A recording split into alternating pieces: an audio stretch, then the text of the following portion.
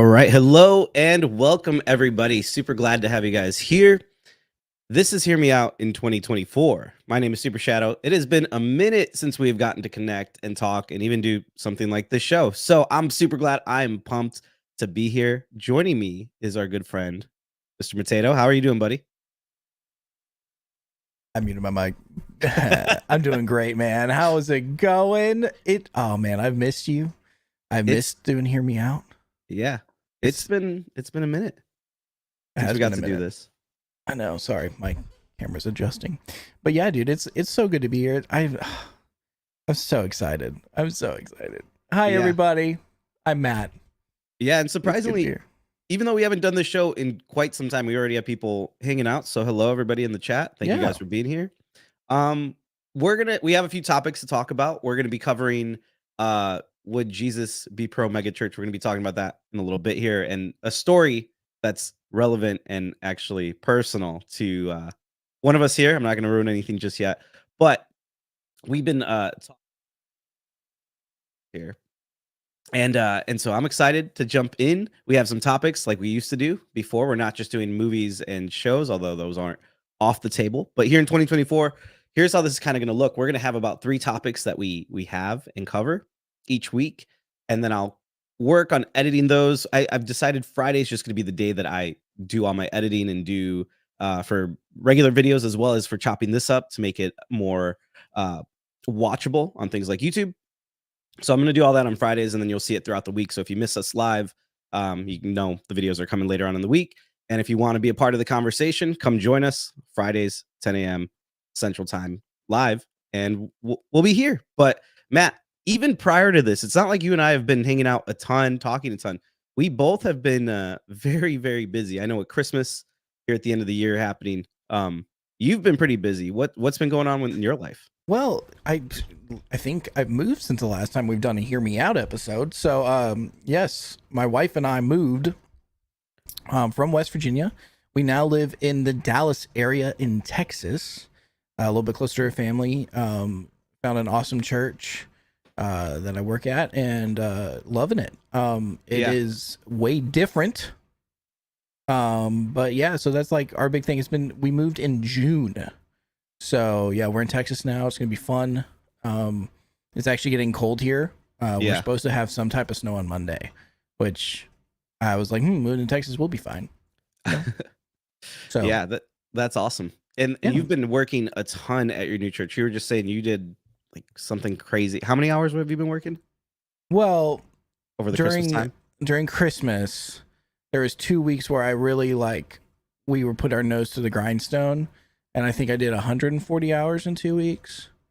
So that was Nuts. Nowhere near. I was like not expecting that.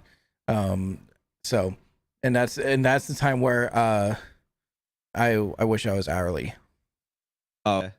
Yeah, but no, it was fun. It was worth it. It was worth every late night, every early morning. And we'll talk about that later. But yeah. Yeah. Well, that's good. So for me, we've been pretty busy with just life. I was looking at what the last video was that I uploaded, because even though I'm not, I was doing YouTube for quite a bit, uploading there pretty regularly, and then just got a little busy with life, and you guys saw some of the videos out there. So thank you guys for all of your support and your help. And then I did one. It looked like I was doing a video a month is what I ended up at. And then that ended about 4 months ago with Is Anime Sinful and Should Christians Watch It? And that video actually kind of popped.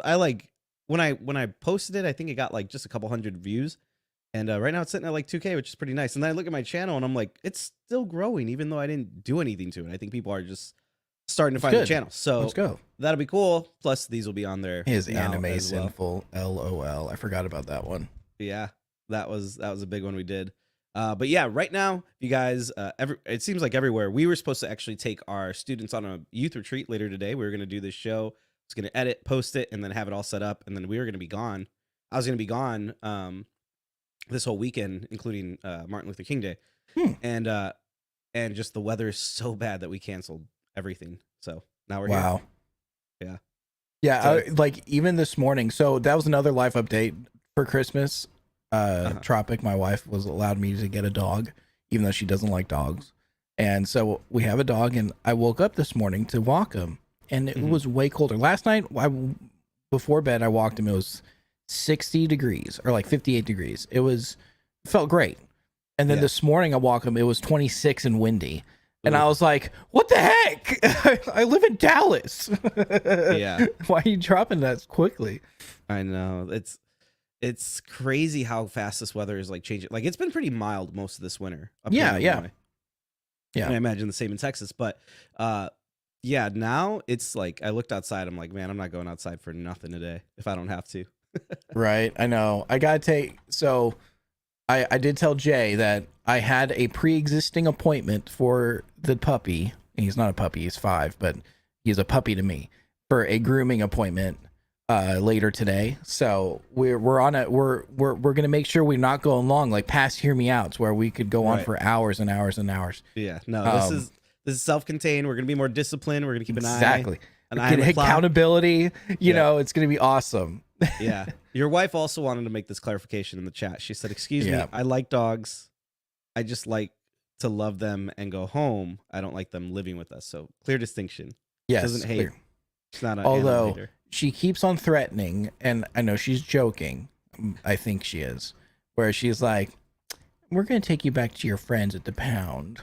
And I'm like, no. Yeah, well, he doesn't understand, but no, she actually does. She's coming around to him. He's adorable. He's really sweet. He's a big pit bull, but he's got a giant heart. So yeah, that's good. Is this your first dog you've ever owned?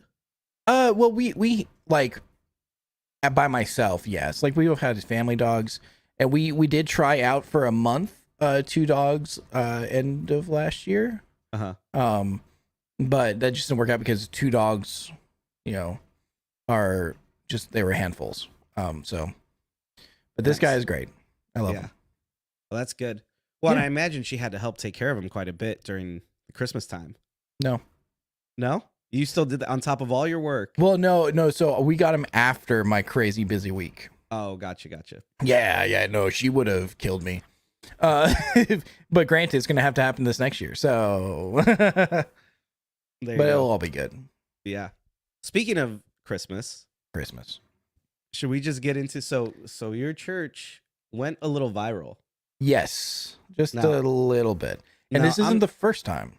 Really? So that's true, because you guys were last Christmas as well. You guys almost have like a thing now. Yes. Where people love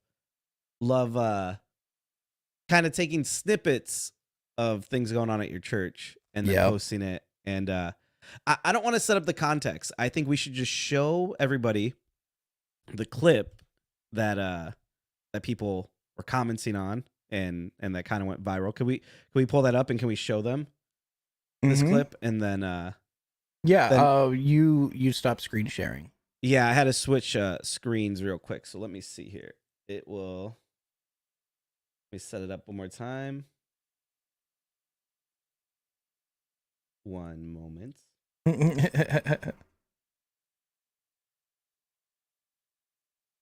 But how many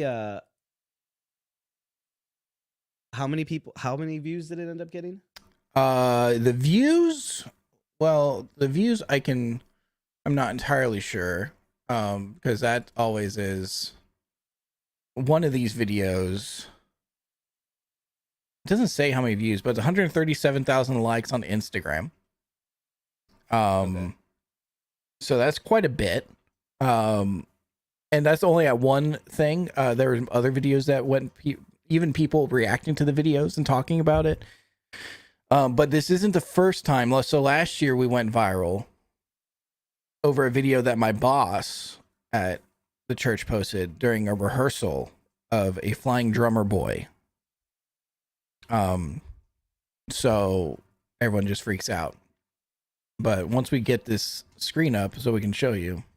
I'm looking for it right now, but it's not it just gave me the page. It didn't give me the actual.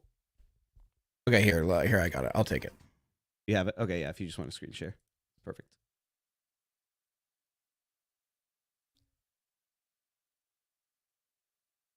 Matt's looking. He thinks we'll see who finds it first, him or me.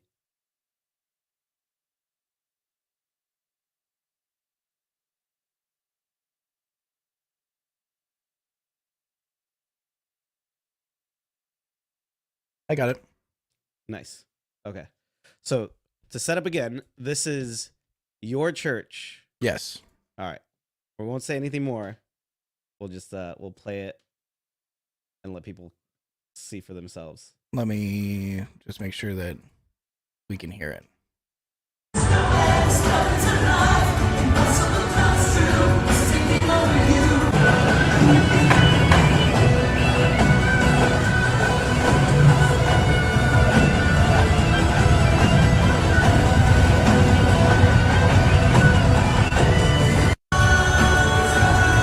So this was the clip, the whole thing. I think there was another one. I guess they're on another one. They showed Santa, which is another whole. Oh, I didn't see the Santa one. I just saw this one. Yeah, there's a Santa part, which people love to just church and Santa. Wow. Yeah. So understandably, can you send me the link to the actual thing? Because I want to look at some of the comments on it. Yeah. So, chat, I would just love for you right now, as you just saw that little clip, whatever your thoughts are on it. It's in the private chat. Thank you. Just put it in the back of your mind. Just store it. Whatever your thoughts on seeing that, knowing that that's a church. And let's see, because I think this will be interesting, because I felt a certain way and thought, dang. But let's just read what some of the people in the chat had to say. So one person said, the top comment, it said the text in the video said, when you're new to Texas and didn't realize just how hard Texas megachurches go for Christmas time. One person said, where's the golden calf, Matt? Mm-hmm. Another one said, meanwhile, small town churches are feeding the homeless and trying to keep the heat on. Yeah. These mega churches can go kick rocks. Yeah. Now we're gonna get into all this in a second. This is some of the initial thoughts. Context, maybe the people listening or watching thought these same things. Another person said, I just want to fall asleep to church in a church to a monotone preacher like we did in the 90s. Fair. Another person, Matt, how does this one make you feel? Again, not that you're the one that did all the programming, but this is, there's pride in where we work, right? One person said churches like this are an embarrassment to Christianity. Ouch. Ugh. Somebody else quoted in not air quotes, but how else do I show quotes? Right, exactly. Non-profit. So again, your church kind of got slammed. Like, you guys went viral for what feels like all the wrong reasons. And I feel like this happens a lot. And so this is what made me ask the question, would Jesus support mega churches? Which is the title of our stream today. I'm going to do a full video on this later on, looking more scripturally. And we'll talk about that more in a minute, but let's stick to this for a second, Matt. So again, I think there was a lot of assumptions being made here. A lot of people, and again, I'm guilty of this too, because when you first sent this to me without context, I was like, whoa, this was their Christmas service. This was, their worship aspect. Yeah. And then also, no one had mentioned it in the comments, but then the song is from The Greatest Showman, right? This is The Greatest Show. Mm-hmm. Is that what it was? Well, so it's a parody. It's called The Greatest Snow. And it was about Frosty, and there's this really cool part, but Santa was the main P.T. Barnum, and it was Frosty dancing, The Greatest Snow. That's, if you watch the video, you actually could see, I think it's Frosty down in the center. Yeah.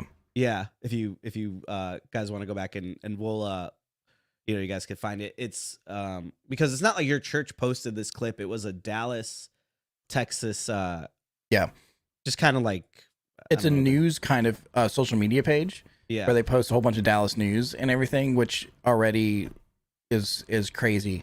We didn't post this. It was someone taking a video of it. So what was your thought when you first saw this? Like, did you see it right away, or did someone share it with you? we saw it pretty quickly. And the whole tech team, and granted, so just to put into perspective for everybody, I'm not at my last church. I was a tech director. At this church, I'm just an audio engineer. Not higher management or anything. I do love what I do. It's amazing. I'm primarily the main monitor engineer, so I take care of all the in-ear monitor mixes for the band, the worship leaders, and specifically for this event, all the cast that was singing, all that. It was insanity. The hardest thing I've ever done in my career doing this. So I will speak on some things, and certain things, but you're not yeah, the we all end saw all of Yeah, exactly, the church. exactly. You're not the one making all these decisions. Exactly. I think we've made them hold their breath long. I think when some people see this, Christian wise, sometimes I think there's a temptation to go like, kind of like hold your breath, like, oh, is that? Here's where they could exhale, because this wasn't a Sunday morning, right? No, this is not a Sunday morning. Not a Sunday morning service at all. This is a ticketed event. We did 14 shows.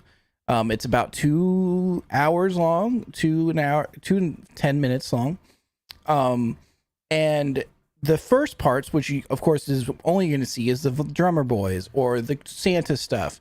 Right. But the whole third act of the show is literally the nativity and showing Jesus come out. And then we do a very in-depth altar call. Well, not altar call, but a gospel message that goes out, and one of the pastors comes out and does it. And actually, so we had the official numbers, and granted, I say official, air quote, around 74,000 people show up through all 14 shows.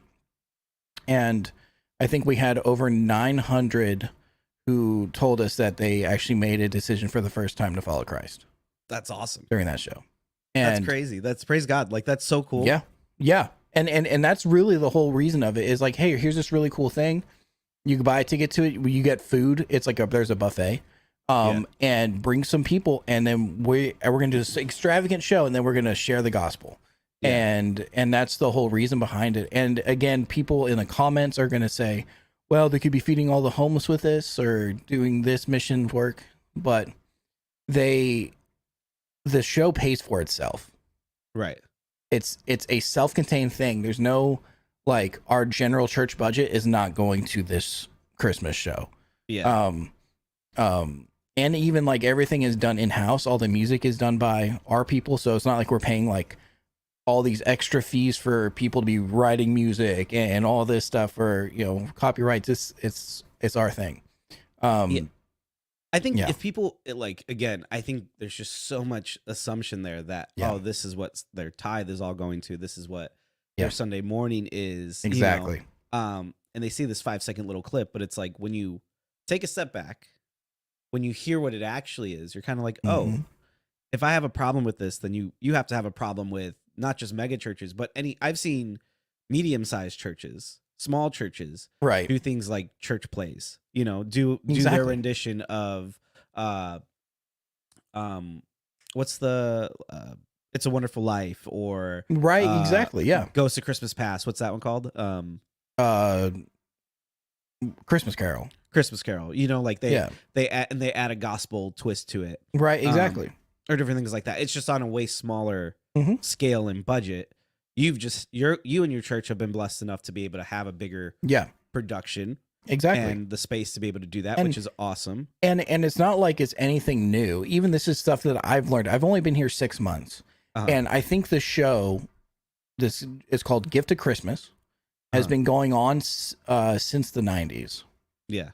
So it's not like, hey, it's past couple years, we're just doing it. We're doing this big thing. We're dropping a whole bunch of money into it. No, it's like a lot of the stuff, even that I learned, like we own, like we're not renting some of this equipment. Like some of it just stays, it's specifically owned for the show, and that's it. And our leadership has done a great job with finances and everything, even just for the whole church, and which is awesome. Even working at a big church like this, where our worship center seats 7,000 people, and how transparent our pastor and everyone is, even just with the budget every year. Like I've never even seen this before, and I've been working in churches for over a decade. But I was like, hey, look, we're going to I saw that banner, Jay. I made it just so people who come in know what we're talking about. Yeah. Okay. Yeah. It was just really funny. It just totally distracted me.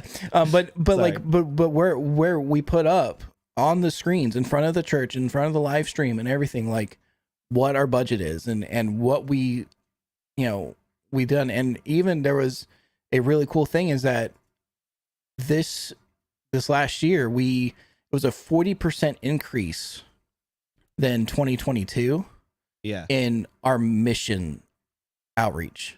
That's cool. 40% more to missions, and a lot of that went to Israel and all that. But it's not like we're not helping people. We just are really blessed that we can do a lot of things and still help people. And even to the point, like, a lot of people don't know that we have multiple pregnancy centers throughout Dallas, and actually like opening up a new one in Fort Worth. And so it's just really cool to see the church do that, be extremely honest and transparent, and then still do some of these really cool things, even though we're going to get flack, we're going to get heat. Right. People are gonna come after us, but it's been really cool to be a part of. Yeah. I mean, just it's crazy. It's like super cool to see. I mean, like your drummers and the drums themselves. I don't know if that's just the light hitting them or if that was like, they are covered in LED. That's hysterical. Oh, you know what? I totally didn't send you, and I will send it to you right now. I have videos. What's that? Like videos of my stuff that I. Oh, you had your own videos of this as well. Yes. So I was really hidden off to the side. But you can't even see, there's like moving panels that are projection mapped right there that roll out automatically. They got trapeze artists and some of the comments on here while you're sending that stuff. Again, I can't get enough of. I'm cracking up. Sheep's, it's Prestonwood Baptist Church. That's where I work in Dallas. So this is the church that Matt actually works at, and this is a clip that went viral. It had how many? Let me see here. How many? 137,000 likes. Yeah, and even some people I know who've liked it. There, in your Discord, you'll have a video in a second. Okay. I was talking to my worship pastor actually, and he's from Dallas, and so when I told him, because I'm not from there, I obviously don't know your church, but when I said Prestonwood, he's like, "Oh yeah, they're a big church." Yeah. So I was like, "Oh, okay." Yeah. I like one person said here, where was it? Nothing says happy birthday to our Lord and Savior more than Frosty the Snowman dancing on stage to the Greatest Show theme song. Yeah, exactly. Yeah. But it's you know what's funny is check your Discord. I'll pull it up right now. The same people who are commenting stuff like this then also go on to complain that there's no good Christian content being made. Right, exactly. Yeah. No one, they'll never be happy. Right. They're like, "Oh, all this garbage in Hollywood, and what can I take my kid to where it's going to be appropriate?" And it's like, your church is trying to create that, not necessarily to gain profit, like you said, the ticket more just helps to offset the cost of doing something really cool like this, with the hope of that if that all equals out, you're just presenting the gospel to people exactly at the end of a service, or at the end of an event. And people will even look at it and be like, "Hey man, these tickets are expensive, like that's $40-$50 a ticket." But if you actually think about like what it's paying for, so we had about 1,000 people in the cast. So that's the choir. If you look really closely, there's a full choir that's there the whole time. We have cast members, we got dancers. Even at one point, there's like 300 or 400 kids, like they're elementary, middle school, high school kids doing a part in the show and singing. And so it's like, it's not just that, like, and they're volunteers, not like we're paying them, but all of that goes into it. And again, it's for the gospel to go out. Right. And so then, people are cool spending it. And like, even in West Virginia, I have a worship leader, volunteer up there, and he lived in Dallas for, I don't know, a good while. And he literally texted me, he's like, "Hey, we're coming to one of the shows." He still lives in West Virginia. That's and he's awesome. like, it's still a yearly tradition where they come down Uh-huh. from West Virginia to see a show. I think I see. Is that you right here, Matt? Is this you? No. I see. So see where those panels are right there? There's like a These? curtain. Yeah. Yeah. Right here. No. The onto the left. Over here. Yeah, those like big tall vertical panels. Oh, these panels. Those Yeah, yeah. move. Okay. And they close the whole stage. And I'm like right in between. There's a curtain right there, and I'm like on the left Right of here. those panels. Yeah, it's funny.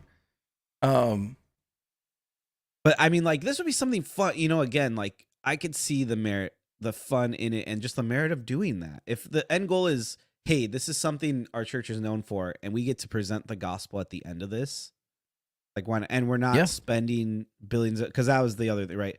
And everybody's saying, oh, this could help feed the homeless, or this could have gone to doing something else, Yeah. But again, it's not like your church doesn't do those things. No, we do. So let's see your point of view, because you had this behind the scenes kind of look to it. This is Matt's view. And we'll take a look at this. Let's see. Forgive me if it's loud. I'll turn it down a little bit. All right, here we go. 3, 2, 1. So this is my area that I was working the whole time. And this is the part that was really cool. Oh, there's the Santa Claus. Yeah, Yeah, it looks like it's like packed out. Like, Oh, it's almost every show is sold out. 7,000 people, man.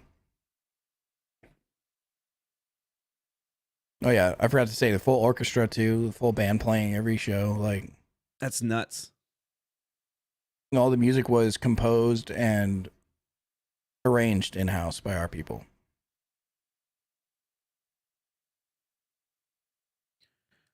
Yeah, it's really cool.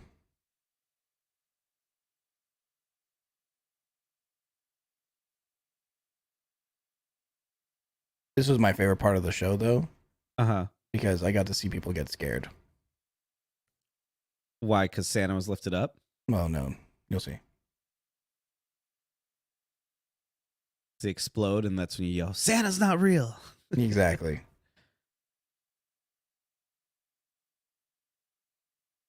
We had pyro that went off, that goes off there, and that scared everyone, people. yeah, because no one was expecting it, and so it's like this roar, boo, and everyone's like, oh. That's funny. So yeah. So again, the question then comes back to, would Jesus go? Because I think Tropic even asked, how do y'all know that Jesus wouldn't like to watch a cute holiday show with dancing snowmen? But fair point. So where in the gospel can we look? So that's the video that I've been digging into this week. It'll come out next week, where we'll get into it a little bit more. But again, I think even just it's so what's the word I'm looking for? There's so much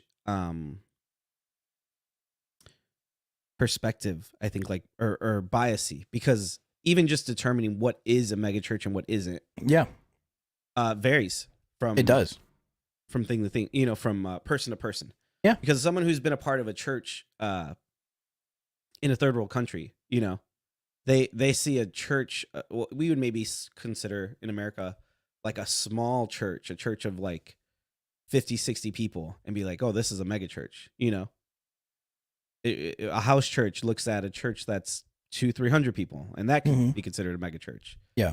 Churches 200-300 people could look at a church of 700 to 1,000 and go, that's a mega church. So again, like there's just personal, like, what is the definition of it? So those are all things like we can get into and talk about. But again, when you say, okay, we're doing this, or we've acquired this stuff, we have all these people who have these gifts and talents in our church who want to volunteer, be a part of this. We love putting on a show, all for the sake of sharing the gospel. I don't necessarily think that that's a bad thing. And again, this wasn't a Sunday morning church service, which Right. a lot of people keep thinking that it was. Keep assuming, yeah. No, there's our Sunday morning, especially even during the GOC season, very stripped back, very chill, because everyone's there. We're all working these hard hours too. The band's there. Right. We're all working. Like a Sunday morning, we do our normal 2 services on Sunday. So like we would get there. I think like my call time is 6:45 on Sunday. Right. So we'd get there 6:45. We do church, we'd end in the afternoon, and then we'd immediately flip over and we're doing GOC. We have 2 shows on Sundays. Like, you know, Right. it's, and so we're there, and so but our Sunday mornings are super laid back, just normal, chill. Nothing crazy. We don't have any pyro on Sunday mornings. The only thing we did for Christmas Eve was we had candlelight, you know. Yeah. So, And I think we also see throughout scripture, like, God isn't, like, if it's for God, and again, and we'll speak to Brooklyn Knight just asked the question, mhm, and we can start to talk about that a bit. Um, if it's for God, like, he's not against us having or using nice things to glorify him and honor him, right? He's not saying, like, when we see the building of the tabernacle or anything like that, it's not like God's like, no, don't use nice stuff. Like, use it if you have it, if you're able to, if it's within your means, and you're still able to carry out the mission of the gospel, the mission of caring for widows and orphans. It's not like you guys, and again, we're talking about your church because this is the who's in the spotlight right. at the moment. But it's not like you guys are neglecting to do those things. Like, you had kind of shared with me, and people could find it online. Um, just the numbers of, like, what has gone out for missions, what goes out in terms of uh like local organizations that you guys help out, and it's cool. Like, I think there's even percentages, which makes it even better, because it's like, uh generosity varies. Generosity isn't based Mhm, upon a set number, like, okay, at this line you're generous and at this line you're not. right. It varies. Jesus tells a story of the widow who gave just her one coin, and Jesus says, today she has truly given. um and so, yeah, generosity, as mega churches, I think there is, whatever we classify as mega church. Let's just say a church over Yeah. 1,000, because I think a lot of people would say there's probably Mhm, even some who would say that's too high. Um, but they have an opportunity to that God has allowed them to bless them, and if they're doing what God has called them to do, if they're actually living accordingly to Scripture, they're being a church that preaches the gospel, mentors and disciples people, mhm, is caring for widows and orphans. mhm. Then who, like, unless we're there firsthand, I don't think it's our necessarily place Right. to judge what they're doing, or how they're determining and to use their stuff. What do you think, Matt? I agree with you, and that was something like, and I've been candid with everyone, even when I worked with. I was still, even though I knew at least one person that worked at this church. Mhm.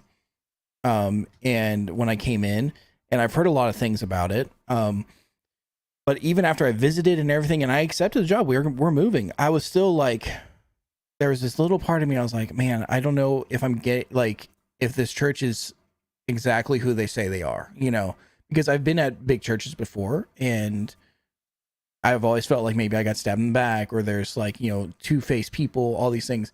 And immediately, even 6 months in, guys, this church is different. And we might be a really big mega church, but no one shies away from anything in the Bible, especially our pastors. There's so much discipleship and everything going on that even puts smaller churches to shame. And the people are authentic. And everyone, it's been so refreshing to come into a church this size when you hear all these things, you see all these things online about other mega churches. And so it's been just really refreshing to be a part of, honestly. And I've been really thankful for it, because because again, I was a little skeptical, even though I already accepted the job. It's Yeah. because it's just the way it is sometimes. Yeah. This was the I found, and I think that's true, and I think this is why I think just as a culture we've just been trained to look at bigger churches, with Hillsong Exposed and all these Right. other, things, and we just assume the worst, that, okay, these people are clearly out for money, they're a cult, they don't know the gospel. But again, Jesus doesn't say, okay, at this threshold, you become unbiblical. When it Mhm. comes to generosity, when it comes to giving, and Jesus gives this example in Mark 12:41, and I'm just going to read it, and I think it kind of helps us set and frame this a little bit better. He says, Jesus sat down opposite the place where the offerings were put and watched the crowd putting their money into the temple treasury. Many rich people threw in large amounts, but a poor woman came and put in 2 very small copper coins worth only a few cents. Calling his disciple to him, Jesus said, truly I tell you, this poor widow has put more into the treasury than all the others. They all gave out of their wealth, but she, out of her poverty, put in everything, all that she had to live on. So again, Jesus isn't saying, okay, it's at this threshold. And in this story, I think we can be quick to assume, okay, so the rich are bad, and if you're poor, you're good. And I Mhm. think that sometimes becomes our mindset in the church world as well. Yeah. That, well, small churches, those are the faithful ones that are living out the gospel and not just like the prophet says, not just speaking, whispering sweet nothings, and getting attentive ears because they're watering down the gospel and these are the real churches, the real pastors who can really shepherd their flock. And as someone who's not worked, I've worked in a small church plant.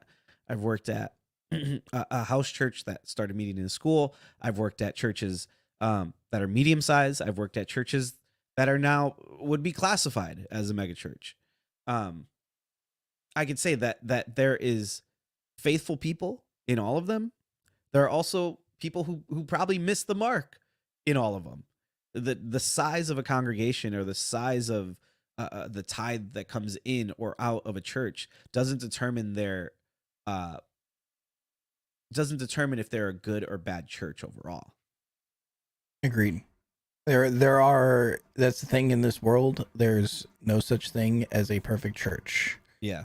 No such thing as perfection on this planet. You know, it's we're all these churches are full of sinners, and whether you're small or big, you can have corruption, you can have people falling and sinning. It doesn't matter the size. It would be super fun to if you don't get fired for doing this show, Matt, in a year. Right. For doing this and exposing your church. That's what I'll put in the thumbnail. Matt exposes his viral Oh, great. church. Yes, thanks. I'm gonna get a phone call later.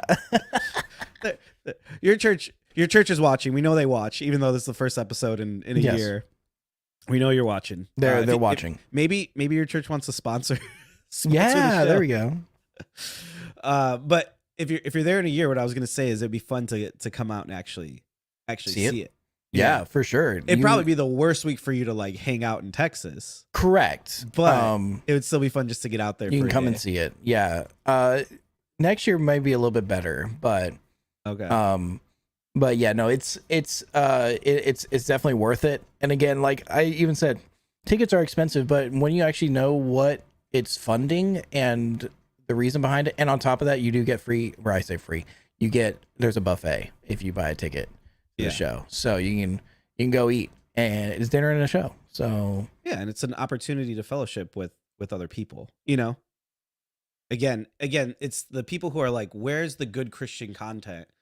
And then you see church in Texas who has the means, who has the availability to say, "Hey, let us make something fun, family friendly, and use it as an opportunity to present the gospel to people." Yeah. But again, when you take a 10-second clip and you see the opener or the intro or whatever, people don't know it's not a service. Yeah. Right. Exactly. I think ready. that was the biggest thing too, is everyone just thought, wow, is the offering bucket's going to go around now? Like, you know, yeah.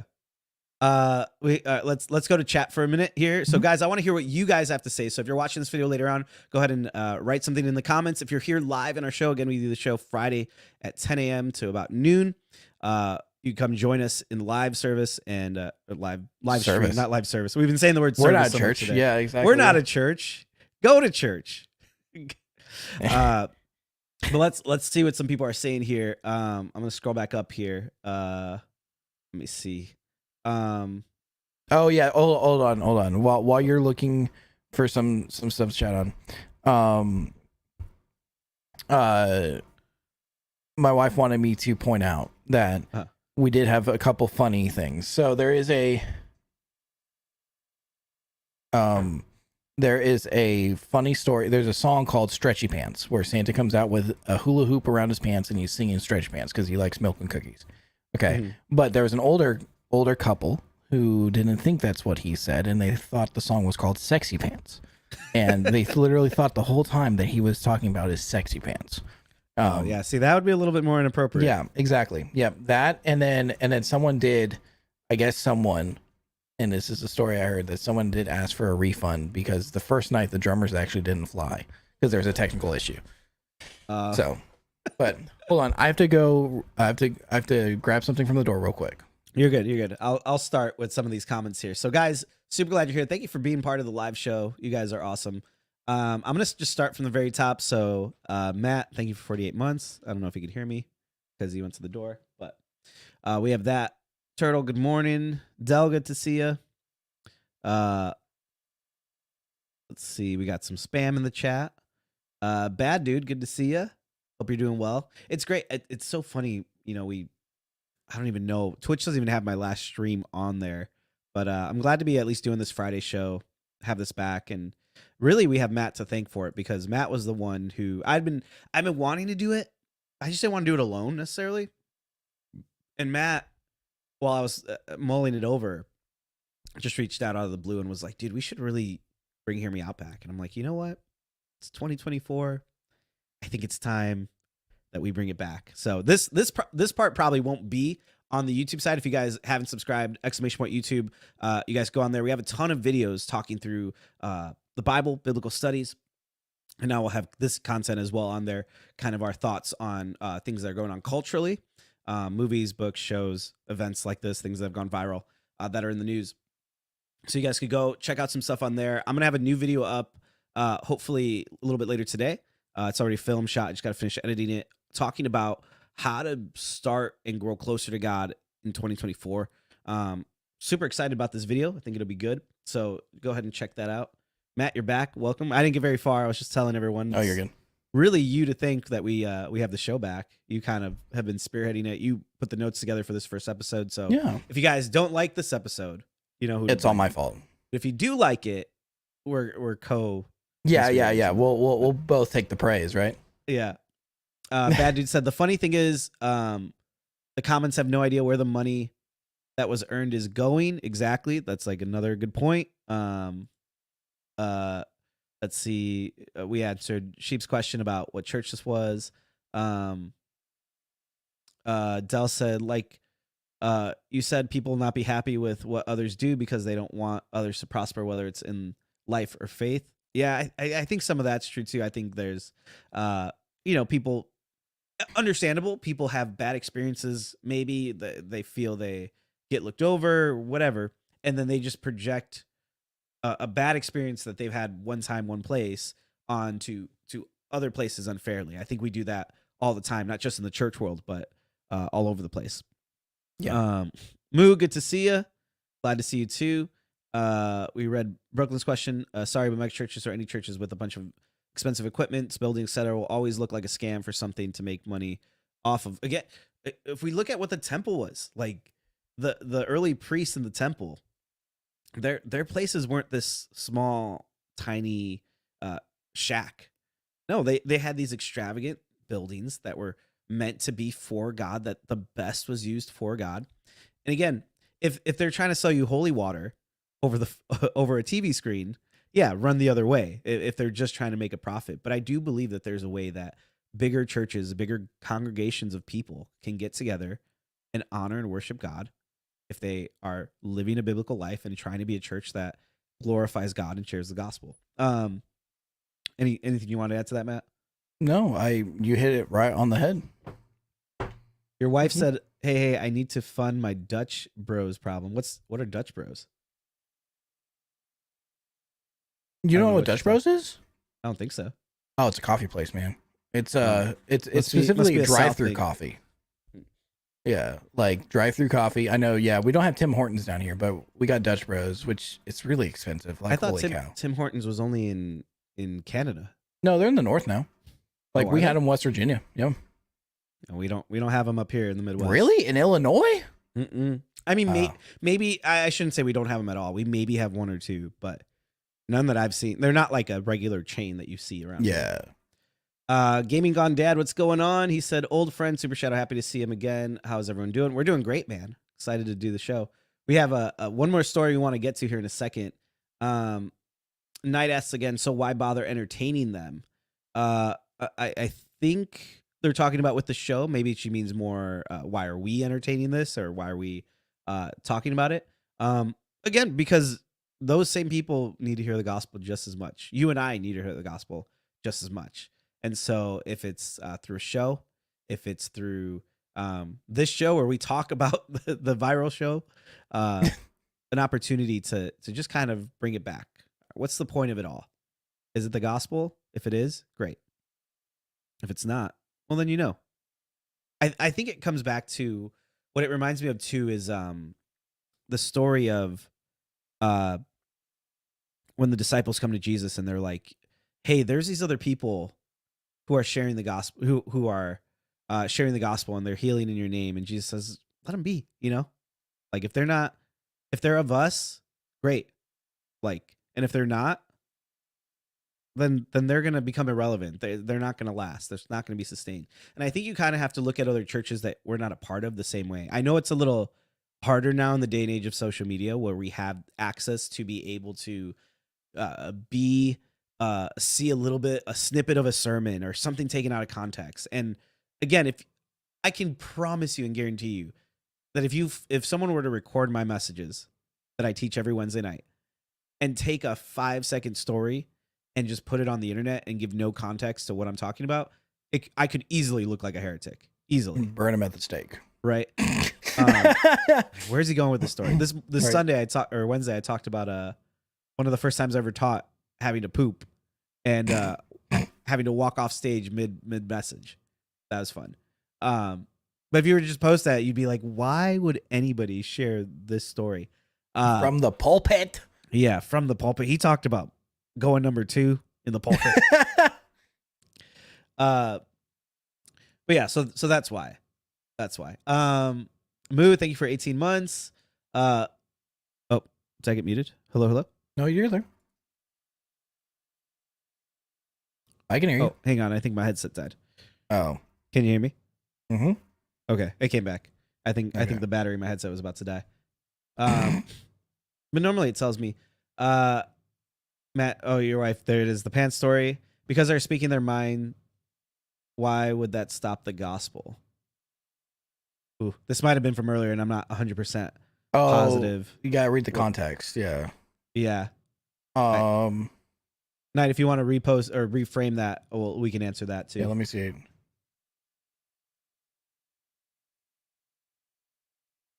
Oh, it's because Ping said it was in response to why the question about why do you think you have to defend your church from other Christians, and Ping said, well, because Satan uses any method to stop the gospel, and then that's where, because they're speaking their minds, where that stopped the gospel. I didn't see Ping's. I see Ping say hi turtle. Was it before that? I must have missed that. And then I see Ping like put a sandwich or 2 waffles in the chat. Oh, it was before that. Oh, Ping, I'm sorry, man. I missed your first comment. Wow, horrible. To be fair, I don't streamer. Yeah, I haven't streamed in over a year of a professional streamer. Maria, hello. I missed her as well. Yeah, I don't see Ping. To be fair, okay, I think this chat didn't give me Ping's original message because the first one I see from him is the little emote. Is this one, which is 2 waffles. Yeah. And then no, it was not before that, but it was just, you scroll down a little bit. You know, here I can show it to you. It's there. You're not crazy. You know, it's okay. Yeah, I don't see. I don't know how I missed it. Okay. Cool. All right. Well, good. I didn't know if they were talking to us or talking to each other. Good. Your wife said I was fighting the temptation to just tap one of the drummers above on the foot. Mm-hmm. Pink said, yeah, we do that with restaurants all the time. Again, I missed the context of whatever that one was. So sorry. Black said, I've seen small churches close, die to their pastor passing away, and other huge churches fall due to sin from the pastor. It's unfortunate both ways. Yeah, exactly. Like we said, the size of a church or the size of the building or the type of building they even meet in doesn't determine the faithfulness. There are big churches that are loving on people, that are staffed well enough where they have pastors that are equipped and ministries that are equipped to be able to care for and run in a way where people are still seen, people are still cared for, people still are able to get prayer, to hear the gospel, to grow in their relationship with God. There are small churches that, because of the size of them, only need one or two pastors on staff and can do the exact same thing. There are small churches that can abuse and twist the scriptures to make it say what they want to say and try to and are motivated by greed and money. There are big churches that could do the same thing. And so building size does not make the difference. Ping likes to tap the restaurant waiters on the foot as well. No, this is is what he was saying. No. Look, it's I highlighted it on the thing. Well, yeah, we do that with restaurants all the time in reference to having one bad experience at a church and ascribing it to the norm of that church. And that's very true. That's very, very true. This is going to sound somewhat racist, but I've done that with I've had like a bad experience with Indian food, and now I just subscribe that to like all Indian food. Wow. Imagine. Couldn't be me, guys. Couldn't be Matt. But I've done that. I've done that with like a few different things where I'm like, nope, never trying that again. And I should give it a try. Nope. Another try.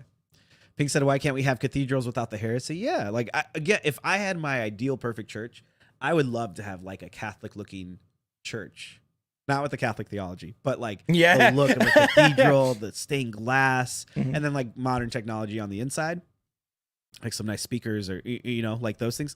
I just think there's something really cool. Not that there isn't cool stuff with like modern churches that we have. I think those obviously can feel more welcoming and whatever, but there's just this awness of when you like go into a place or a space that just feels sacred, it doesn't feel like you're just walking into a conference room. That I severely like I don't miss, because I never really had it to begin with. Like that wasn't part of my upbringing to go to Catholic church, but I just think that like we as modern Christians could use some more of that sacredness in our churches nowadays. Maybe I'm crazy. No, you're not crazy. Partial. All right, and I think we caught up with everybody, so we're good. Yeah. Boom, we did it. All right. It only took us an hour to get to everybody, but we did it. All right. No, it was less than an hour. Yeah, we've been streaming in exactly 1 hour as of right now. 1 hour and 30 seconds. All right. Let's move on to our second story, and I'm gonna give this to Matt, and I'm gonna be honest. Well, this story, explicit, somewhat. No, we're not showing anything explicit. We're not going to show anything. And I'm going to be completely honest. For a moment, when Matt first brought this up, understood why he brought it up. It's a good story. Something I think we should talk about. I was worried, especially episode 1, hot out the gate. We're talking viral church clip and then this. But I think it's important to talk about because, again, people here on Twitch or on YouTube, we live in the content space. We hear these names, we hear about these people, and as Christians, I think we can't shy away from topics just because they might be a little risky. And so, Matt, I'm just gonna throw it over to you, okay, and let you be the one to share the story a bit. Yeah, I'll let you change the title of I don't want to be talking about this over mega church mishaps. Yeah, your church didn't do this thing. Yes, I'll take it off, and then my church did not do this thing. You do it. Go ahead. So, guys, we saw some news, or I did this last week on my Twitter. And this is just I think a deeper question, but this is about one of everyone's favorite streamers, and I'm saying this very sarcastically. She's not my favorite streamer. Amaranth. There's two things. The first thing is that the heartbreaking thing is that She posted her earnings. Right now, she's made over $50 million doing her OnlyFans crap. Okay. But then the thing that I really want to talk about is, and this is poses a deeper question. It's not specifically just about her. It's about this whole industry and everything. Is that she made? Well, she didn't make it, but she's got a new AI influencer thing. So you can talk to her AI model, have chats 24/7 with an AI model, and this AI model can even come up with everything for you and talk about this stuff. And we wanted to talk about how damaging this is to humanity. And even we want to pose this question: how far can AI go? I guess, it's and I feel like it could really make everything a lot worse that we're seeing currently in teenagers and adults in general, just with all of us. It's scary. But Jay, you saw this. Yeah, so it's funny because while in my world right now, my YouTube is pretty much consistent of like sermons that I'm listening to when I'm driving, Baby Shark, Mickey Mouse, Yes. and like learning my shapes and colors because my daughter loves watching like kids YouTube stuff. And then Matt brings me this as like, oh yeah, this is what's been going on in the world while I've been out of the space for a little bit. And so again, this isn't something you want to go and Google or and again, the reason why I struggled with even wanting to talk about this at first was, we have younger viewers, we have people who maybe don't know who this person is, and now we just kind of open the doorway for them to go and explore their content, and that's not the purpose of us talking about this at all. And for a few days after Matt shared this story with me, I kind of thought maybe we should stay away from talking about this for all those reasons, and how people might perceive it, and will we do more harm than good by talking about this? But then I also thought this is some of the same things that get lobbied against churches, both big and small, mega churches and small churches, where they're like, man, churches aren't real. They don't talk about the real things. They don't talk about, the sin issues and the addictions and things like that, that are very real and very accessible to all of us here on the internet. And so I said, you know what? It might make some people mad. And that's why I said, hey, if this is something, it was an explicit topic, we don't market this show necessarily for kids. We're Christian content, but we're not necessarily like kid friendly all the time. Because we talk about things like this, and this is a real thing. And I think that it's sad, like Matt said, that her influence, it was before it was like, okay, she's a model, she's a streamer, and she uses her body to basically gain attention from people. But now this idea of AI, I think, just further demonstrates the loneliness that so many people are facing, both inside and outside the church, that we get so caught up in the rat race and competing and trying to make more money and trying to live chasing after whatever it is, that we don't take the time to slow down. We don't take the time to build relationships with God, relationships with other people. And so when we're not running the race and trying to compete with everybody we see on social media, we realize how quiet it is and how lonely it is. And I think for a lot of us, we hate that. And so here she is trying to fill a need, not out of the kindness of her heart, but trying out of the desire to make more money. Says, hey, here's an AI that could talk to you 24/7. And as I was reading the article you sent me about it, they said that there's like different tiers. There's a $5.99 that's a friends tier, where you can talk, and then there's a $9.99 fling tier. Yeah. So, which is crazy. Like, you get to have an AI girlfriend. And the crazy thing is, well, to some of us, this feels like, why would anyone ever do this? She's made $34,000 in the first 24 hours, with the average person spending $20 on this AI, which is nuts. Absolutely nuts. It's absolutely crazy, but Ping said it, you said it. It's just an example of the loneliness that people are dealing with, especially I feel like the loneliness, and I'm going to say epidemic, has gotten a lot worse the further our technology has gotten better. Right. Because granted, now people can do a lot of things from home, and heck, we're streaming this from home right now. But that's just how it is, and everything. But it's really heartbreaking. And I love what Ping said. It's like I just want to hug them because they're clearly very lonely. Right. And honestly, if we could, that'd be amazing. And I feel like it's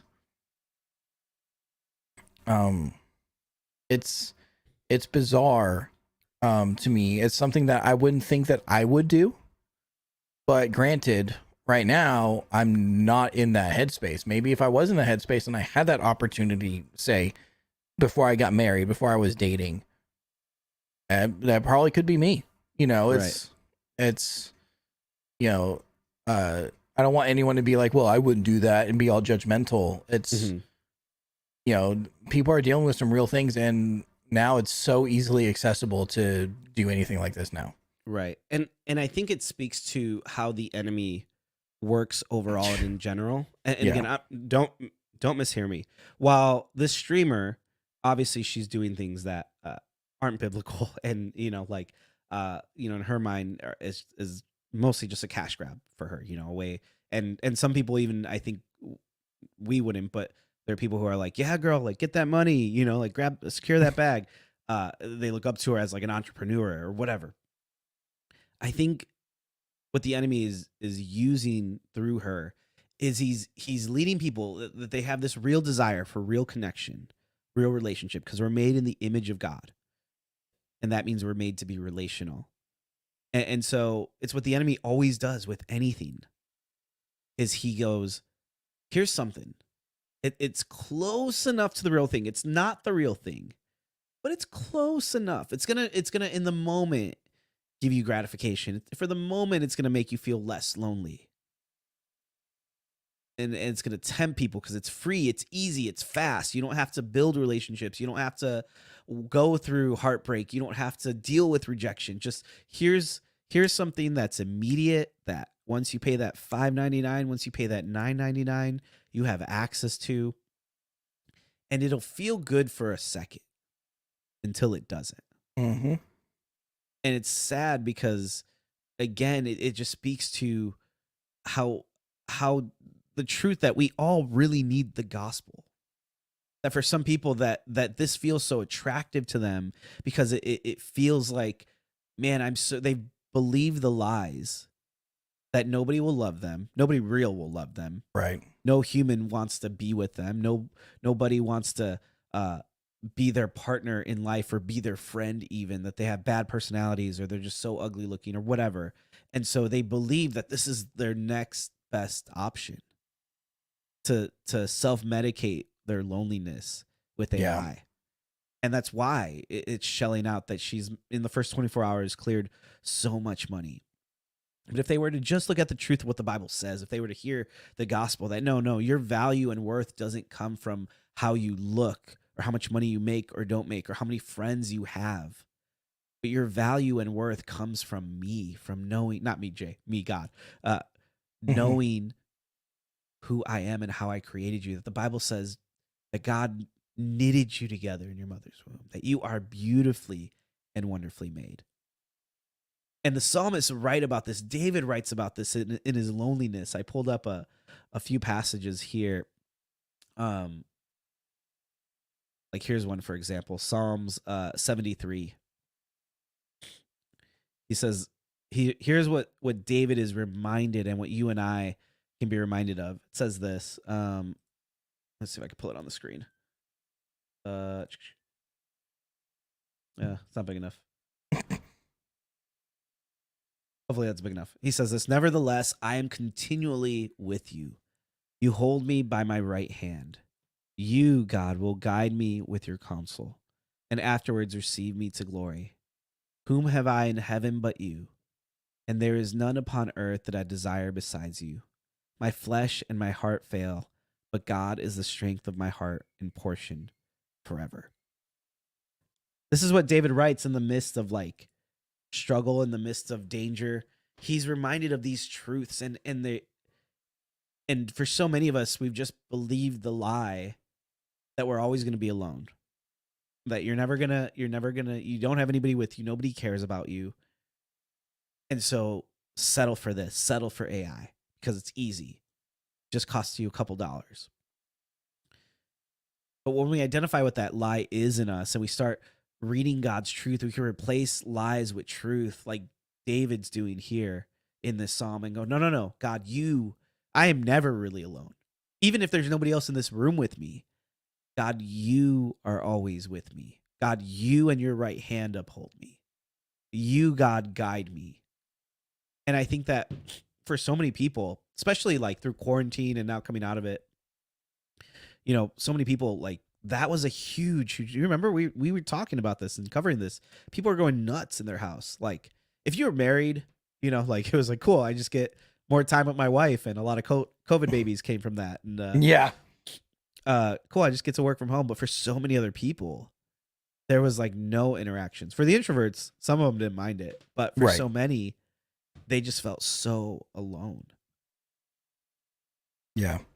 Yeah, it was crazy. Even there are people who are married or been with people and they still felt alone. Right. That's still possible. Well, and I think it's not any, like, well, again, this is something like new, and she's kind of pioneering this, and I don't want to make it sound more positive, because it's really not. But the idea that the people are doing this to medicate their loneliness is no different or better than people going to a club, like, Right, exactly. Yeah. because again, you're not going there to make great connections and find the love of your life 9 times out of 10. You're going there to get drunk. You're going there to hopefully hook up with somebody, you know, and that's kind of the just a different way of self-medicating your loneliness. I think the same is true for people when we just game nonstop 24/7, like, and I know that we're on Twitch right now and we're talking about this, or even just filling your time completely with YouTube videos. Like, all of us try to self-medicate and deal with this in different ways because we believe the lie that that we're just going to be alone. And so Mm-hmm. that's why even like what is it, mukbang videos are so popular. It's just people eating. Yeah. No talking. Yeah. No, but it in a way it stimulates, or it simulates, I should say, the feeling that I'm not alone. People eat and then they'll put that video up beside them so that they could feel like there's somebody else in the room. And that's what the enemy loves to use in our lives. Mm-hmm. Things that feel close enough to the real thing without actually gaining the benefits of them. Yeah. Oh, for sure. And it is sad. There's still to this day, and everywhere we go, even Brooklyn was talking about there's a lot of people reaching out and seeking help, but they're getting missed in the chaos of the world. AI won't ignore them, but Right. also it's too easy to do. Too often churches don't want someone different there, and it is sad. It doesn't matter what church it is. Heck, I've seen the most judgment and prejudice come from a lot of small churches, even the ones I grew up in. My sister showed up one day with a tattoo and they kicked her out. That's just sadly the way it was. And we can't be turning people away just because they look like they had a rough night. Yeah, or they sound different, or they were at the club, or if they admit that they've purchased Amaranth's $9.99 fling.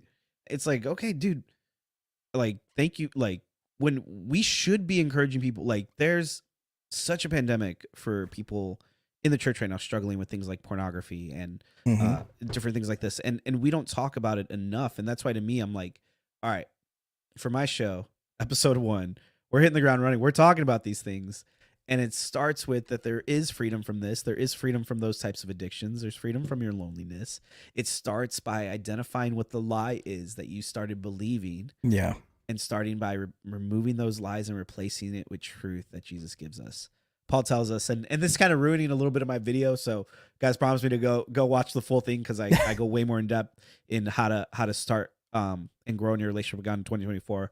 That'll be coming out. But Paul says this at the end of Philippians, he writes about, he said, brothers and sisters, here's what I leave you with. Essentially, he says, whatever is true, whatever is noble, whatever is honorable, whatever is good, whatever you've learned from me, think about such things. That's where he wants them to start. This church, the church of Philippi, struggling, getting persecution on both sides of the aisles, from religious people to non-believers. And Paul says, you know what? In the midst of your struggle, in the midst of your loneliness, in the midst of your pain, start by thinking about the things that are good, the things that are lovely, the things that are true. Think about the truth of the gospel and the words that I've shared with you. Because he says, and when we do that, those thoughts will lead to actions, and those actions will lead to the presence and peace of God. And so if you want peace with God in 2024, it starts by with what you're thinking about, what you're spending your time meditating and focusing on. And I say meditation, but and it could sound like self-help advice, but it's not, because self-help advice is saying that you can do this on your own. And the truth is you can't do it on your own. For anyone who's struggled with any type of addiction, you'll learn very quickly that willpower motivation can only last so long. It comes from admitting that you can't do it on your own, that you need God's help. This is the truth of the gospel. And from there, saying, God, will you help me with this? God, will you take these lies that I believed and will you help fill them with your truth? That's how we begin to grow.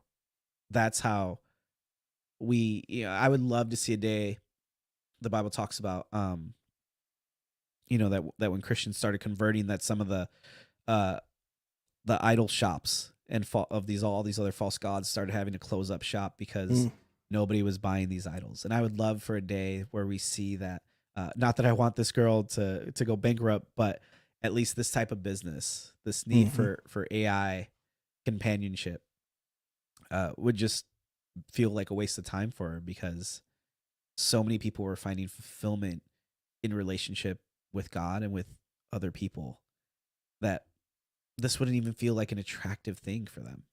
Trust me, if it wasn't making money and if it wasn't attractive right now to some people, they would not be wasting their time and their money and resources into doing this. Yeah. So that's what I think. But what was there stuff from chat, Matt, too, that you were saying you saw too?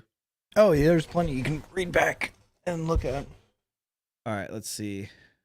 I'll start from the bottom this time, so that way I can. Well, that might be a bad thing too, but I'll start from the bottom. Wouldn't it be great if the porn industry just collapsed? Pink said, yeah, absolutely. Man, I long and pray for the day that would just be a reality. Yeah. Because working with students and even not just students, adults who, man, this is just such a stronghold, and it's so easy to hide at the same time and just make it feel like I'm good. And then you get real with people and you start talking with them and you realize that like every person at one point or another has to go through the battle of, will this become an addiction in my life? Will this become a stronghold? Or is this something I'm going to learn to battle through? And for so many Christians, the truth is, it's not that we battle wrongly. It's just that we don't battle at all against these things. Paul says that we do not go to war. There is a spiritual war happening around us. There is a real enemy who seeks to steal, kill, and destroy us.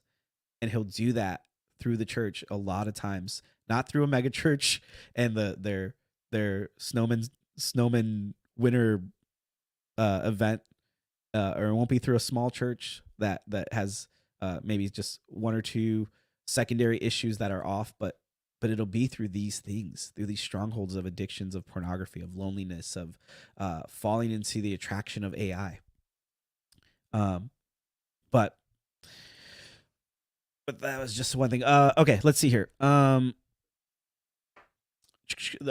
start with Goffas because I started reading it and then I trailed off. He said the other side of the ditch is one that is prevalent in mega churches, and that's accepting sin in a way that doesn't call it out and convict others by the means of the word and allowing the Holy Spirit to work through the word. The other side of the ditch. Okay, again, I gotta read these quicker because I lose context of what he's saying here. But essentially, yeah, like being able to speak to it and talk about these things openly. And again, I understand is why sometimes like, and it's not just mega churches. I think it's churches of all sizes go like, hey, well, we're not going to talk about pornography or masturbation from the pulpit, because we're trying to keep it PG, we're trying to keep it family friendly. Um, and while I get it, and they're like, this is more for a men's conference or it's more for a small group. Uh, I get that to some point, but I do think that there's a merit to be able to say like, hey, like this is something that's a freaking epidemic in the church, and we need to be able to talk about this, and we need to talk about stories of victory that people have found. And this shouldn't be a taboo topic at church or in Christian circles that can or can't be talked about. People problem, you mean Christian problem? Because non-believers don't care about your conviction. Oh wait, oh man, there's okay. I'm gonna go all the way to the top because I feel like there's so much, and I'm missing the context of what people are saying. Let's see here. I'm trying to find where we left off. Uh,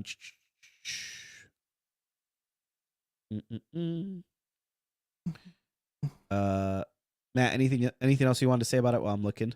No. If you want to talk about what you were responding to about the people problem, Christian problem, Yeah. that it comes right after Fuzz's big statement, and so it's right here. It says, as Fuzz said, mega churches. Ping said, I know small churches that don't either. Yeah. And Fuzz said, well, it's a people problem, and where more people, it'll be. And then that's when, okay, I gotcha. yeah. I gotcha. Yeah, so I think some people are just misunderstanding each other. I think to Got Fuzz's point, it's that typically most of us, I would say all of us to some degree, even if we don't admit it, we like to be liked.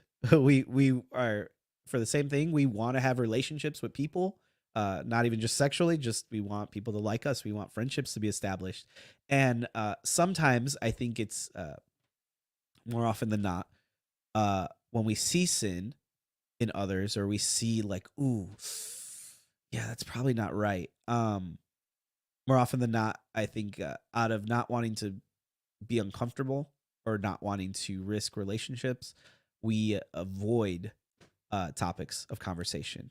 And I think that's what Got Fuzz is saying about the people side of that. That's just a lot of us face the temptation of being people pleasers.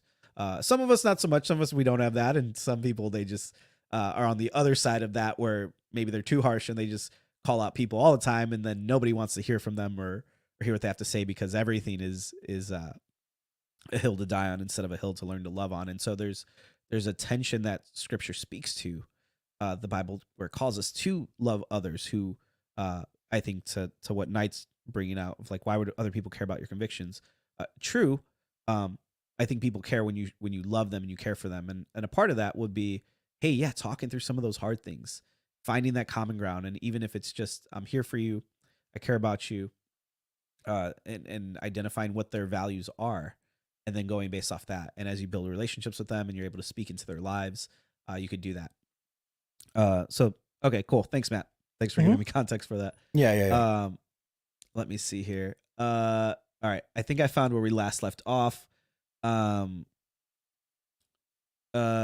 Back to Night, actually, she asked a question after the restaurant stuff. I think this was going back to the pro mega church. Would Jesus be pro mega church? Which again, this isn't a full video about it. That was just kind of leading into the video thing. I'm gonna make a full video where we go more in depth. This one was kind of just, hey, off the cuff. Here's this video, this viral clip of Matt's church that went viral. I thought this was a good topic to be thinking about, and just I love hearing your guys' thoughts on it and places I should be continuing to study and look at as I make this video that I'm gonna do, literally titled this: Would Jesus be pro mega church? And I'm gonna break it down in a way, because this is almost a 2-hour stream now. But in the video, I'm gonna try to condense it down to like a 10 to 12 minute, which clearly isn't going to be enough time to exhaustively talk about the topic, but give kind of a concise version. If you guys watch my other videos and not live streams, you'll kind of see that that's what I try to do, is just give good reference points for people to do their own study as well. So love to hear your guys' thoughts on that overall. But she said, okay, sensible question, but a lot of what is being talked about here is this is what this is church, and this is what all these other people think. This is why I think it's okay, but I don't understand why bother defending your actions against other Christians. What's the point? I mean, Christians should be getting these shouldn't be getting these judgment calls anyways, as far as I know. So I don't see the point.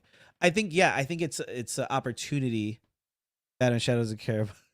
Moo, I'm getting to these questions. It just takes me a little bit because we're talking through stuff. Uh,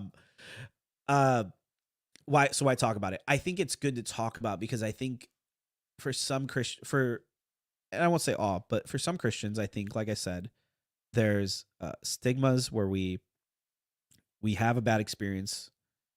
We write off real Christians, real people who love God, and we write them off and we prejudge them based upon solely of the size of their building or the size of their congregation.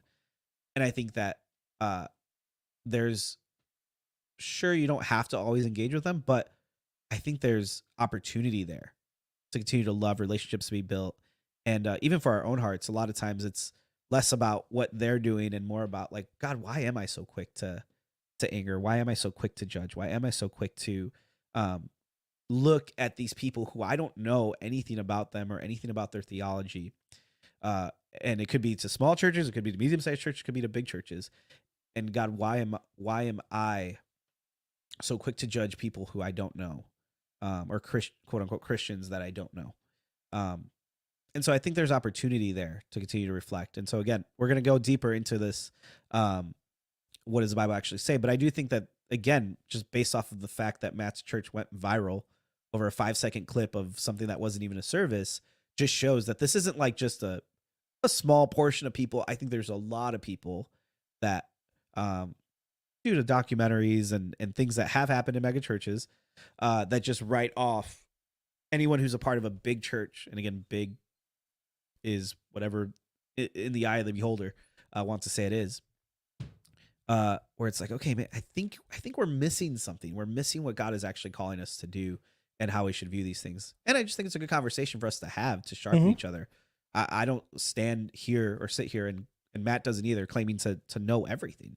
We're still just as open to, like, this is an open conversation to talk about. And so love to hear your guys' thoughts on this as well as we I continue to work through this and make one of these videos. I just want to point out the feature chat for you, Jay. Yeah. It says, in my experience, sometimes he, referring to you, does 10 minutes in 2 hours. Talking about how can you, because Fuzz asked about, how do you, you're trying to take a 2-hour topic into a 10 minutes video. That's too. Who said that? Well, Fuzz says you're trying to take a 2-hour topic into a 10-minute video, but then Ping said, well, in my experience, he does 10 minutes into 2 hours. Guys, this is why we have two different platforms. Yes, exactly. Right now it's being live streamed to both, but here this is just like this is off the dome. I don't have notes. I don't have anything. So like when I'm pulling up scripture, it's because I'm like, oh yeah, let me pull this up, and then I pull it up, and then it's just off the dome because, you know, we're just riffing here. We're going with where chat wants to go. We're talking with what you guys want to talk about. We obviously got to end in a little bit here, but when I do the YouTube videos, that is like I script it out. I go, okay, what were the big points that I need to hit that makes sense so that it's logical. So if you've gotten lost throughout the stream, don't worry. I've gotten lost like 10 times. I think I've trailed off like once or twice. And yeah.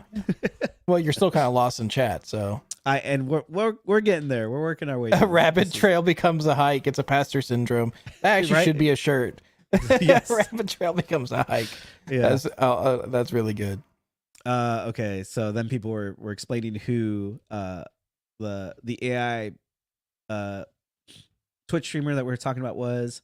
I saw a video once, Ping said, about AI girlfriends, and it's sad because these people are so lonely that an AI girlfriend feels real. Yeah, like I said, it's what the enemy loves to use in everything in our lives.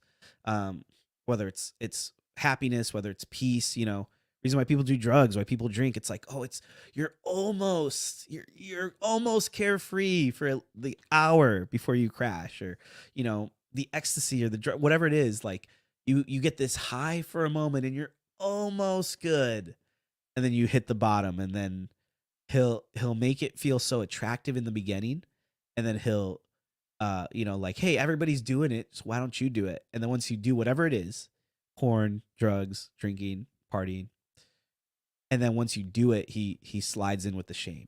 How could you do that? You're disgusting. You can't share that with anybody now.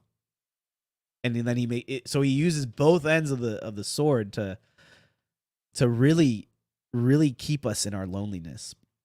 Okay, I want to keep going. I don't want to get stuck on a rabbit trail. We're not going on a hike. I'm gonna catch up to chat. All right, let's see. I just want to hug them because they're clearly super lonely. Matt, you read that.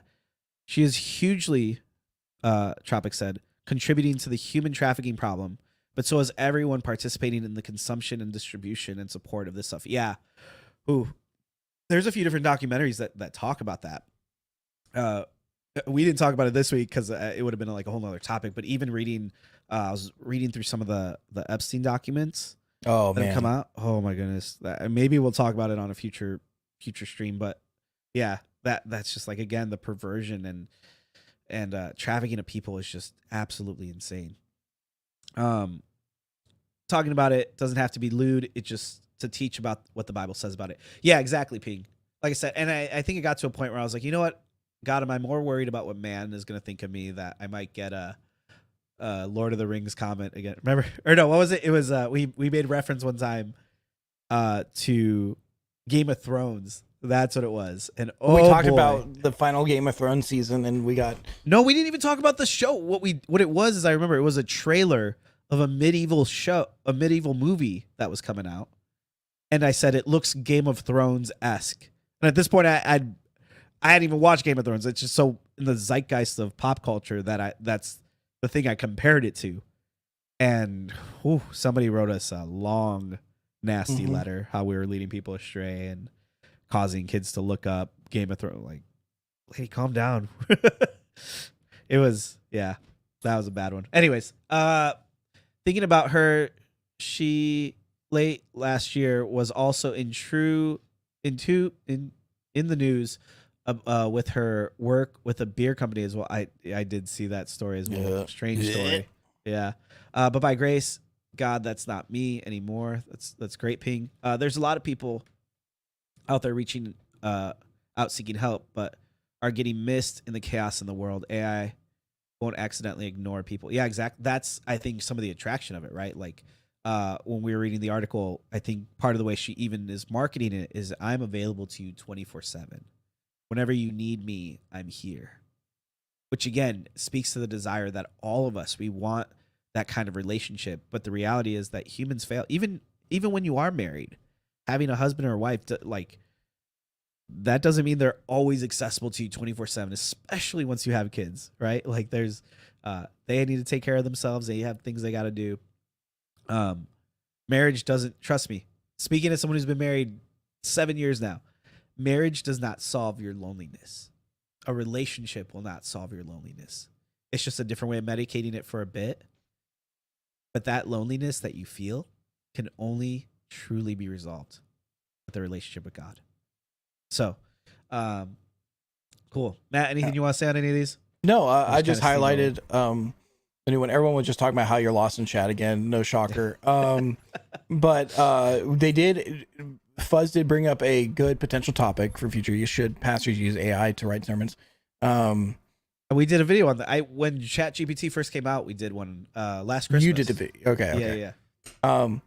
But then he did say, and I highlighted, AI is going to turn to that episode of Futurama where he gets an AI wife, and I don't think it's like an AI wife, but yeah, where in one of the episodes, one of the Fry characters does? in Futurama gets a robot, like because Leela, and turns a robot into that's right. Leela, and yeah, Man, and that was early 2000s. Everyone thought that's nuts. It's never going to happen. nope, But it's she, happening. the streamer, she goes on to say in an article, I don't know if it was a response to that, but that they're looking to make it even more indistinguishable from human, so that when you won't even know, are you talking to the actual person or are you talking to the AI, which is crazy.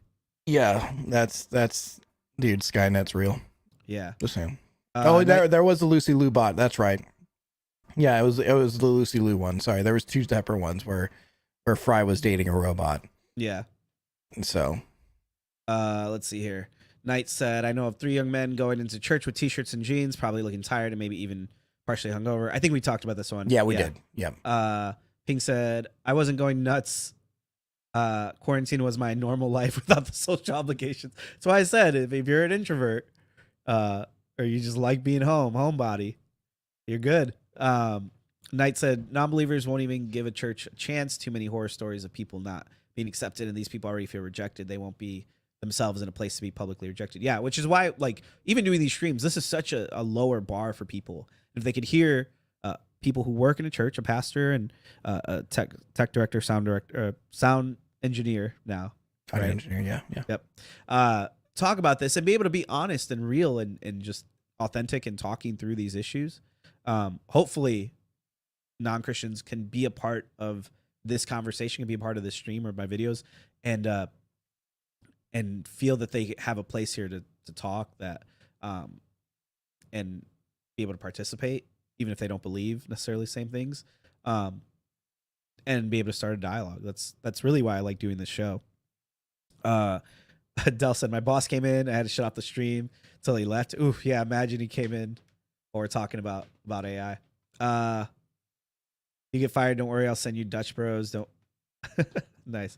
We are not supposed to rely on the church to reach the non-believers. We are supposed to go out to them and love them, and when people are doing that as they're supposed to, maybe they'll end up at the church. Yeah, I guess yeah, that's true. Like, the building itself or the organization alone shouldn't be, but the people who make up the church, which is the church, are supposed to be reaching them. Right. It's a great commission. Sorry. Knight said, invite the non-believers, the sinners. Say, hey, if you're gay, bi, a thief, a liar, whatever you are, it doesn't matter. We love you. We accept you. Come in and be a family with us. You don't have to support their sin to support them as a person. Yeah, I think there's a way to still love and care for people. Let's see here. I'm saying that as a non-believer. I don't believe, but I do believe that love can change people's lives. Christians are supposed to be all about love the people. And then that's where Fuzz's comment came in, which we talked about. Ping said, I'm almost caught up, guys. I think the chat slowed down, so I'm almost there. Wouldn't it be great for industry to collapse? We talked about that. I would love if that happened. Ping said, I know small churches that don't either. Dell said, never had it, but I heard it's good. People problem we read about. No more Futurama people. Christians are people too. Sounds delicious. Sure, they are people, but the whole. So, guys, back from his hike. Yep, I've made it back just in time to pretty much end the stream. The real issue stems from megachurches normally not having having confession that they rally around for doctrine. There's a few exceptions to the rule, but most megachurches don't study doctrine, and you have no window into other people's lives. A lot of people come from worship. A lot of people come for worship and then dip. Yeah, I can't say that again, and I only have my personal experiences of being in what most people probably consider two like size megachurches I work at. I don't find a lot that's the case. In fact, sometimes I find it the opposite, that some people like miss worship. Like, some people just aren't, like, they don't connect to God in music. And so they I used to know some people that would intentionally like come late to miss like the announcements, to miss music. And again, everyone's on their own walk with God, you know. They just didn't like the style of worship necessarily, but they like the teaching, so that's what they would come for. And then I do know some people that would like dip towards the end of a message because they're like, okay, we know they're gonna go into a song and we know they're gonna wrap up, and I just want to be out of the parking lot first. But we are putting more messages in chat. I'm catching up. I would definitely say that if all members don't have access to one of the pastor numbers, can message them on the daily that church is too big and needs to start another church. Yeah, I think again, part of that fuzz would be like if I wasn't a pastor and I just went to a church and I didn't get involved in anything, and I just expected a pastor to give me his number, but I had no desire to be in a men's group, no desire to like be in a small group, or anything like that. And I couldn't get a whole like, but then I was like, oh well, they're too big because no pastor reached out to me direct, you know, like, yeah, that's just, I think sometimes the ownage of that could be on the attender or the member just as much as as the pastor. I think it's a two-way street. Because I'm gonna be honest, I don't like having everybody have my in my youth group. I have 200 like plus kids, and so while parents have my email and they can email me anytime, I don't love everybody having my phone numbers. Just because my phone would nonstop be ringing. Again, not that I don't want to connect with people, not that I don't want to have them in my life, but yeah, I've had my number get out to people before, and yeah, it was rough. Pastor, I heard that you did a message and you were talking about pooping on stage. Yeah, exactly. It's that. It's those types of things. Me and Matt are both gonna be fired. We're gonna be able to do the show full time, 5 days a week now, because we both are just. I don't like people calling me. Matt is doing heretical shows at his church. Heretical shows. Whoa, whoa, whoa, whoa, whoa, whoa! I didn't know we were I'm saying heretical. what people are gonna clip out of context. Oh yes, great. Yes. Did you hear about your employee at your church? They were talking about AI porn. Right. Yeah. Oh shoot, that's another clickbait clip right there. No. All right. I think I've caught up to everything when Shadow is like 5 Yeah. topics behind. Oh man. True. So I was gonna say watch Joel Osteen or oh my goodness. Oh man. Canceled. Beth Moore. Yeah, that why don't you go work there, Matt? What, Lakewood? Yeah. I'm good. I think Torrin Wells actually left. I don't think he's there anymore. Really? I thought someone told me that he left and he like started his own church. I have seen more of like preaching clips from him now, and I'll be honest, Interesting. I love Torrin Wells' music. Like, Oh yeah. he's got a He great performs, voice. dude. His performances are great.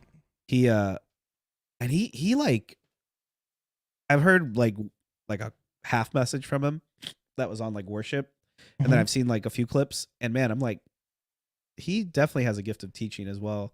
That's cool. And so I'm like, yeah. The biggest bummer was always that like he's affiliated with Joel Osteen. So Yeah. it was a nice hike. Thank you. So glad I'm back from hike. Thank you guys. All right. Yeah. I just want to point out, lastly, that first show of the year, first show back, we're rebooting, and we're about to get canceled. So Yeah. Oh man, there was when we were going through, and I know you got to leave soon, Matt, so we could end here. But just I was supposed to leave in 5 minutes ago. oh, you got to go. Well, you just wrap it up. You're good. Okay. No, I was gonna say, it made me think of this, and then we'll wrap up. But and maybe it's not as awkward for you guys, and maybe it is. I don't know, because really the last big video I put out was when everything kind of happened with our family, and I remember that, again, I'm with most of you 100% on Joel Osteen, but truly Torrin Wells' music ministered to me through a lot of that rough time. As my wife was sick and really just, I thought we were gonna lose her. Every day there's a song that he sings called "Like You Love Me," and just using that song to remind myself, God, if you care about the sparrows, you what do the lyrics go? What's the chorus? Oh my goodness, I'm drawing a blank on it now because I haven't gone back to the song since then. But it goes, basically he's talking about, if you care about the sparrows and you don't even love them like you love me, God. And so just reminding that, like, in giving my wife over to God daily, and then even in the midst of when we lost our child, being like, okay, God, do you love our child? They're in the best hands possible now. They're with you. And God, you still love us. You still see us. You still care about us. And I think 6 months ago when that happened, and I wasn't in a place beyond talking about it to really say more than that, what happened and why content was going to slow down for a bit. But in this time, like, it's been really cool. So just thank you guys for being patient with us. Thank you for giving us the time to just kind of get back on track, to heal a little bit. I'm super excited for what 2024 is. Thanks, Matt, for being here. And My pleasure. like I said, Matt, if you guys like the show, it's all due to Matt, because he's the one who I've been thinking about it. I'm like, oh, I don't know if I want to do I want to do it, but I don't want to do it alone. And me and Matt, I mean, we really haven't stayed super connected. We've talked here and there, Mhm. but like being able to do this is I'm glad we get to do it. Yeah, me too. It's okay. You can admit you listen to DC talk too. Yeah, I haven't heard DC talk in years, man. Jesus freak. Worship isn't just singing. That's true. It's true. But yeah, Matt, you want to tell the good people where they can find you and what you are going to be doing next? Well, not much of anything right now. Just hear me out. I don't Fully have committed. any content plans. There might be a time where I just boot up the stream and hanging out with people, but There you go. but just chilling. If follow me on Twitter, that's probably the most place I'm on is just at Mr. Matato. Yeah. And same on Twitch. You guys see me in there. You're welcome, Moo. But yeah, no, yeah, just hanging out, gaming. We're just chilling, and we'll be doing hear me out. Yeah, for sure. Then you guys, like I said, Fridays are going to be my new content days moving forward. So we'll be doing this show, and then I'm actually, like I said, finishing up a YouTube video for how to build your relationship with God in 2024. So you guys can check that out. Also, these will be cut up into segments without a lot of the like conversation and random stuff to just talk about the topic at hand. So if you guys want, you can go. If you miss any of this, you can go and watch it on there. Subscribe on YouTube. We're still growing that. Jump in the Discord as well, and I'm gonna make a new channel. I'm gonna clean it up this week, and I'm gonna have a section in there. If you guys have stories or topics that you guys think we should cover or kind of talk about, you can feel free to throw them in there. It's not a guarantee that we're gonna do them, but it's an opportunity to help us be field reporters, find things because we miss things all the time, and we love to have your suggestions and see what you guys as a community want to see us keep talking about. So Agreed. I think to end, we'll just pray, and then Matt will only be like 10 minutes late to the next thing he's got to do. Yeah. Matt, you mind praying for us? Sure, yeah, gladly. Lord, thank you for the time that you just given us to hang out with each other and hang out with everyone in chat. And Lord, we just thank you for this platform you've given us, and that we can talk about some hard topics, and that we can be open and honest with each other and everything. Lord, I just pray for every single person that is here, that you just bless them, and help us have a great rest of our day, and that they'd come back next week for some more great conversations. Lord, pray all this in Jesus' name. Amen. Amen. Well, I appreciate all you guys. I mean, 15, 17 people average was awesome for not streaming for over a year. So thank you guys. Thank you guys. You also can watch the stream over on YouTube if you guys want. So appreciate y'all. I don't even know if can we raid still? I don't know if Probably. we can. You just have to use the command in chat to do it, right? Yeah. Who should we raid? I don't really have a lot of people that are on right now. I'll There's a let you small do streamer the called raid, Ninja but I'm that I gonna dip. follow. Okay, yeah. Go ahead. I'll Matt. see you guys later. Bye. Guys, do you have anyone on that we should raid right now? I gotta go brave the weather and the storm. Literally. Go outside and do some stuff. Thank you guys all again for being here. Y'all are awesome. Yeah, I really don't have anyone who's on. Oh, Redeeming Jay's on. I saw him go live. Let's see. Let's try to do him. If I remember how to do this. It's Redeem Jay. I keep calling him Redeeming Jay. All right, guys. Appreciate y'all. Know that you're valued and loved. Go and subscribe on the Ash Daily. I'll have to check them out. I'll look them up after this ping. Because I'm not following them on Twitch. Go subscribe on YouTube. I will see you guys later. I'm going to try to get this up on Spotify as well for those who want to watch and listen on that. But appreciate you guys. Know that you're valued and loved. And hopefully this does it. Let's see. Oh, unrecognizable command. It's Dell help. Let's see. Mod view. Maybe this is a better way I could do it.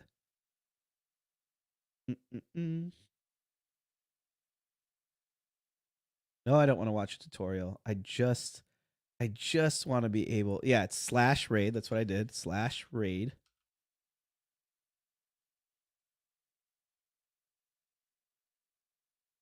Raid. And then channel name. Thought that's what I did. Let's see. I forgot the numbers at the end of his name. I gotta pull it back up. 1 sec. Okay, here we go. I don't think we need to do the @ do we? Redeemed J090. There we go. All right, guys. I will see you later. Know that you guys are valued and loved. We did it. We made it. Appreciate you guys coming on the hike with us. Bye, guys.